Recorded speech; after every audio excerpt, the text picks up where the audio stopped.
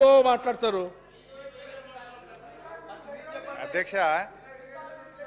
అధ్యక్ష పాపం వీళ్ళ పరిస్థితి ఎట్లయిపోయిందంటే కుడిదల వడ్డెలక లెక్క అయిపోయింది. అయితే అధ్యక్ష చాలా తొందరపడకండి.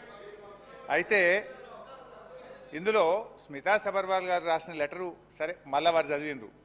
అయితే వాళ్ళు ఎక్కడి దాకా చదివిండ్రు? 15/7/2020 ఫుల్ స్టాప్ ఆడికి ఆగింది. బట్ తర్వాత దాని కంటిన్యూషన్ చదవాలి కదా. But for want of finalisation of operation protocol of both the dams handing over process is Bing delayed. అంటే ఆపరేషన్ ప్రోటోకాల్ నిర్ణయం కాకపోవడం వల్ల మీ రాహుల్ బొజ్జ కూడా గదే రాసిండు. మరి ఇప్పుడు ఇదే విషయాన్ని మీ రాహుల్ బొజ్జ కూడా గదే రాసిండు. ఎన్నడు రాసిండు? ఇగో 27/1/2024 నాడు రాహుల్ బొజ్జ రాసిన ఉత్తరంలో కూడా ఆపరేషన్ ప్రోటోకాల్ ఫైనల్ అయ్యేదాకా 50-50 ఇవ్వండి అని మీ ప్రభుత్వం రాసిన ఉత్తరమే. మరి ఈయన కూడా మా చుట్టమేనా? ఈయన కూడా మా ఇన్ఫార్మరేనా? ఇక ఆఫీసర్లకు ముద్రలు వేసుకుంటా మీరు ఆఫీసర్లను బదనాం చేసుకుంటే ఎంతకాలం పాలన చేస్తారు? అయితే అధ్యక్ష ఇదే విషయం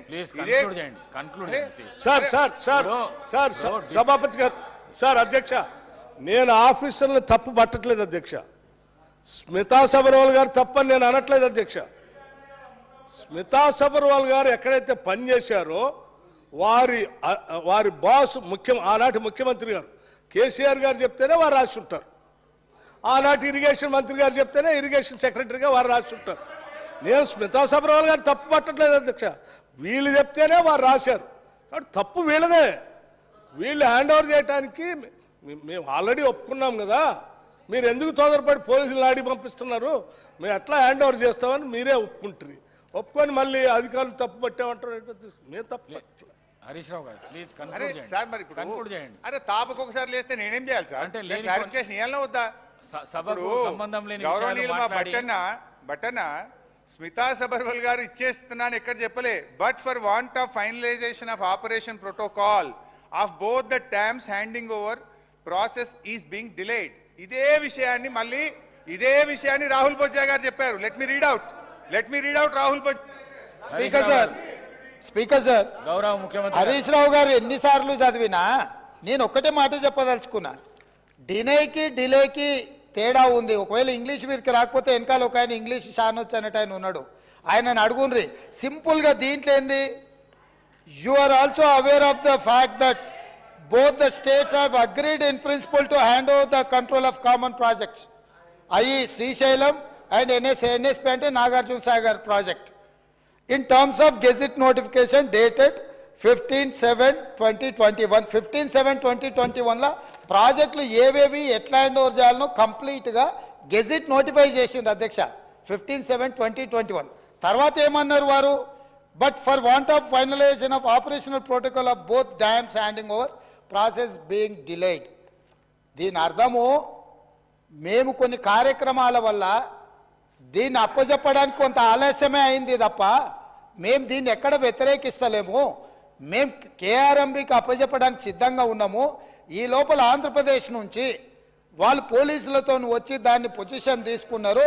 దీన్ని తక్షణమే మీరు పరిష్కరించండి అని చెప్పి మీరు కేంద్ర ప్రభుత్వానికి లేఖ రాసి డిసెంబర్ 1 నాడు 30 తారీఖు నాడు పోలింగ్ జరిగింది.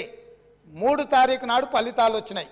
1 తారీఖు డిసెంబర్ నాడు స్పష్టంగా ఆనాటి ముఖ్యమంత్రి మరియు సాగునీటి పారుదల శాఖ మంత్రి కల్వకుంట్ల చంద్రశేఖరరావు గారు వారి ప్రిన్సిపల్ సెక్రటరీ సాగునీటి పారుదల సెక్రటరీగా అఫీషియల్గా వీళ్ళు లెటర్ రాసి ఇన్ని రోజులు ఇన్ని నీతులు చెప్తున్నాడు కదా, ఇన్ని రోజులు మా స్మితా సబర్వాల్ గారు ఈ రకమైన లేఖ రాసిండ్రు, మా ప్రభుత్వ విధానము అని ఎప్పుడైనా చెప్పిండా? ఈరోజు ఉత్తమ్ కుమార్ రెడ్డి గారి లేఖ తీసుకొచ్చి బయట పెట్టినాక ఇప్పుడు మాట్లాడుతున్నారు ఏంది? అవును మా స్మితా సబర్వాల్ గారు లేఖ రాసిండ్రు, మా ముఖ్యమంత్రి గారి ఆలోచననే ఇది అని.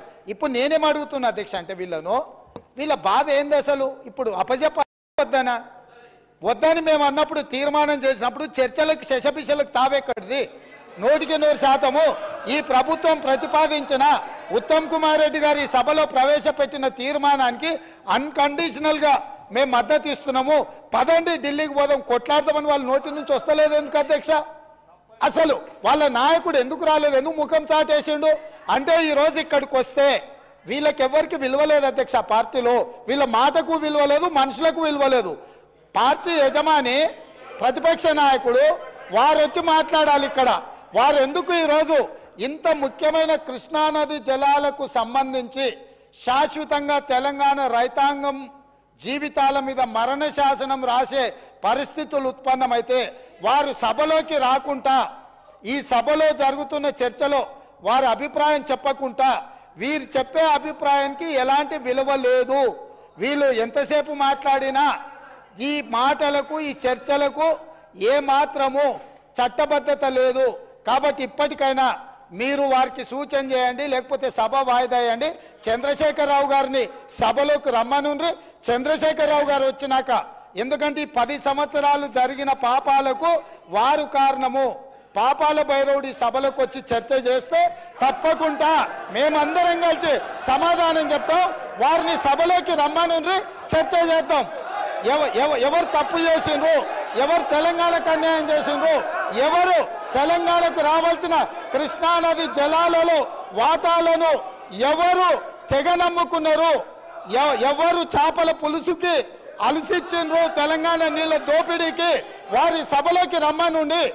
చంద్రశేఖరరావు గారి సభలోకి వస్తే ఎంతసేపైనా మీరు మైకియండి అధ్యక్ష.